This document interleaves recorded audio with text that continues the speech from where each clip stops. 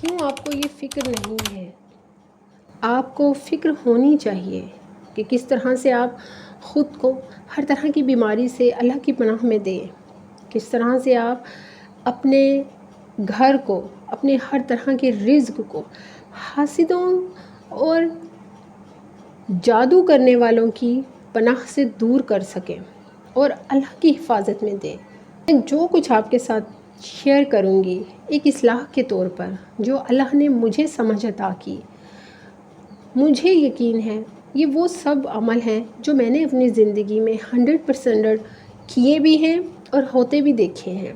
حاسدین کی نظروں میں آنا اور حسد کی آگ میں خود کو بھی اور خود کے گھر والوں کو بھی دھونس دینا، اس کی سب سے بڑی وجہ آج کے دور میں جو آپ سب کے اعمال میں ہے وہ یہ ہے کہ اب پردہ داری نہیں رہی۔ آپ کے گھر میں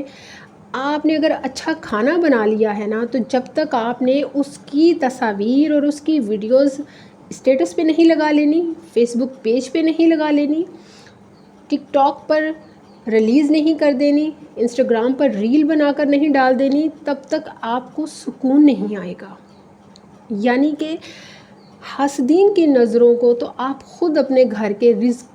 کو کھلا پیش کر رہے ہیں، تو پھر حاسدین کی نظروں میں یہ چیزیں کیوں نہ آئیں، جبکہ آپ یہاں پر رسول اللہ کی اس حدیث کو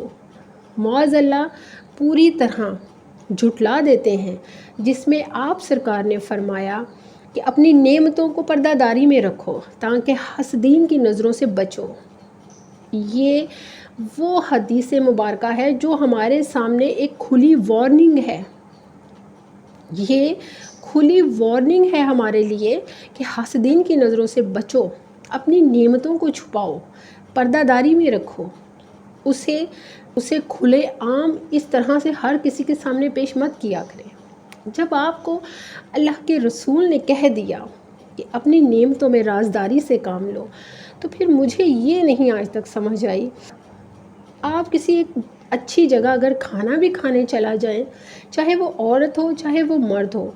دونوں ہی اسے بھرپور طریقے سے اپنی اسٹیٹس پر لگاتے ہیں، صرف اس نیت سے کہ وہ لوگ دیکھیں جو ہم سے جلتے ہیں اور وہ اور زیادہ جلیں۔ یقین کریں اس کے علاوہ کوئی وجہ نہیں ہے، یہ ایک 99% وجوہات میں سے ایک وجہ ہے کہ دونوں لوگ ہی ان میں عورتیں بھی ہیں مرد بھی ہیں، اسی نیت سے لگاتے ہیں کہ لوگ دیکھیں اور فلاں جو مجھ سے حسد کرتا ہے، فلاں جو مجھ سے جلتا ہے، وہ یہ دیکھے وہ اور جلے، جبکہ یہاں پر اسے اس چیز کا کیا الہام ہے جس کو وہ یہ سمجھ رہے ہیں کہ وہ جل رہے ہیں، حسد کر رہے ہیں، ہو سکتا ہے وہی آپ کی بہترین اصلاح کر رہے ہوں۔ خیر، یہ چیز اگر آپ کی ان لوگوں کے سامنے سچ میں چلی جائے گی جو آپ سے حسد کرتے ہیں، تو پھر آپ نے تو اپنے گھر میں حسد کی آگ کے لیے دروازہ خود کھولا، تو پھر اس آگ میں یقیناً آپ خود بھی جل سکتے ہیں، آپ کے گھر والے بھی جل سکتے ہیں، اور اس حسد کی آگ میں آپ کا رزق بھی جل سکتا ہے۔ اور رزق صرف آپ کے کھانے پینے یا دولت کی حد تک نہیں ہے، رزق ہر وہ چیز ہے، ہر وہ رشتہ ہے، ہر وہ اللہ کی نعمت ہے جو آپ کو عطا کی جائے۔ میری زندگی کے ان چند سالوں میں، جو شاید ابھی ایک ہاتھ کی انگلیوں پر بھی گننے میں پورے نہیں آئیں گے، ان سالوں میں نے جو اللہ کی ہدایت پائی ہے اور اس کی ہدایت کی طرف مزید جستجو کی طرف گامزن ہوں، اس میں نے جب یہ تمام چیزیں اپنی زندگی میں دیکھی تو ان سے بچاؤ کے طریقے بھی میں نے اللہ، رسول اللہ، قرآن پاک اور حدیث و سنت کی روشنی میں بھرپور تلاش کرنے کی کوشش کی، اور ابھی تک بھی کرتی ہوں۔ اس میں جو سب سے بہترین طریقے تھے، ان میں سے چند بہترین طریقے: صبح شام کے اذکار کا باقاعدگی کے ساتھ تھام لینا ہے۔ جی، صبح و شام کے اذکار میں وہ اذکار جو آپ کو اپنا رتبہ بتاتے ہیں کہ ہم آپ کے ساتھ آپ کو زمینی اور آسمانی آفات سے محفوظ کرنے کے لیے ہیں، ان کو تھامیے۔ اور پھر احادیث تو اس سے بھی خوبصورت ہیں جو آپ کو اور بھی زیادہ آسان راستے عطا کرتی ہیں، جن میں حاسدین کی نظروں سے بچنے کے لیے بتا دیا گیا ہے کہ اپنی نعمتوں کو پردے میں رکھا جائے، جبکہ میں نے آج کے لوگوں کو دیکھا ہے وہ اپنی کسی نعمت کو بھی پردے میں نہیں رکھتے، حتیٰ کہ وہ رشتہ جو کہ ایک میاں بیوی کا رشتہ ہے، اس رشتے کو تو بالکل بھی پردے میں نہیں رکھا جاتا۔ اس رشتے کا سب سے بڑا جو بے پردگی کا عمل ہے وہ ہے ان کی شادی کی شروعات۔ آپ دیکھ لیں، مہندی سے لے کے آخر تک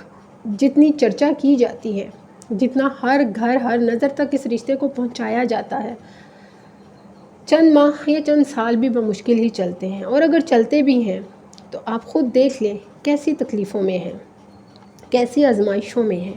پھر یہ تمام عمل جو آپ اللہ اور اس کے رسول کے خلاف جاتے ہوئے کرتے ہیں، ان میں بے سکونی بہت ہے، اتنی بے سکونی ہے کہ آپ کو سکون نہیں ملتا۔ مجھے سب سے جو بہترین انسان کے لیے نعمت لگی وہ ہے سکون۔ مجھے لگتا ہے کہ انسان کا سکون میں آنا سب سے بڑی نعمت ہے، اور اس نعمت کو پانے کے لیے اسے اللہ کے قریب ہونا ہے اور اللہ کی رضاؤں کو پانا ہے، اور یہ بہت آسان ہے، ہمیں بہت مشکل لگتا ہے، ایسا نہیں ہے۔ میں نے جب اپنی زندگی میں سب سے پہلے خود کو پردے میں ڈالا، اس کے بعد اپنی نعمتوں کو رازداری میں رکھنا شروع کیا، ہر طرح کے زمینی اور آسمانی آفات سے محفوظ کرنے کے لیے خود کو اور میرے گھر والوں کو اور مجھ سے جڑے رشتوں کو جب میں نے صبح شام کے اذکار کے ساتھ جوڑا، تو آپ یقین کریں الحمدللہ میں نے اس میں 100% نتائج پائے۔ میرا دل سکون میں ہوتا ہے۔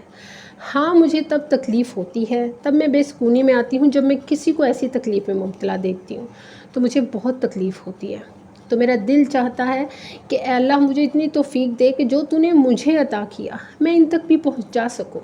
یہی وجہ ہے کہ میں نے سوشل میڈیا کا انتخاب کیا، اور سوشل میڈیا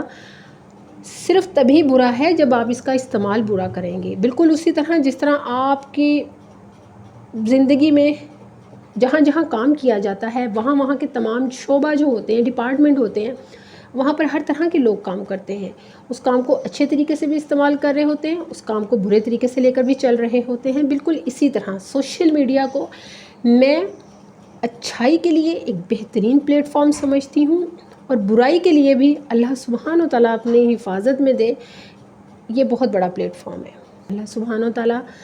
ہمیں اللہ اور رسول اللہ کے بتائے ہوئے بہترین راستوں پر چلنے کی توفیق دے۔ مجھے دعاؤں میں یاد رکھیے گا۔ جزاک اللہ خیر و بارک اللہ فیک۔